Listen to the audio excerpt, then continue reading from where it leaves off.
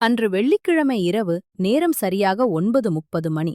சுந்தர் அவனது தங்கை செல்வி இருவரும் படுக்கை அறையில் விளையாடிக் கொண்டிருந்தனர். அப்பா அம்மா வெளியூர் சென்றிருந்தனர். வீட்டுக்குள் அவர்கள் இருவரும் மட்டும்தான் இருந்தார்கள். இந்த நேரத்துல யார் வந்திருக்கா?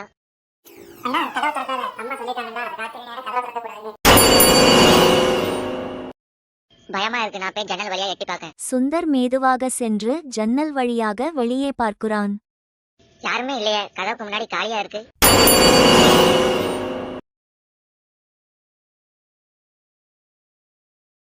செல்வி, வெளியே யாருமே இல்ல, ஆனா மணி அடிக்கி.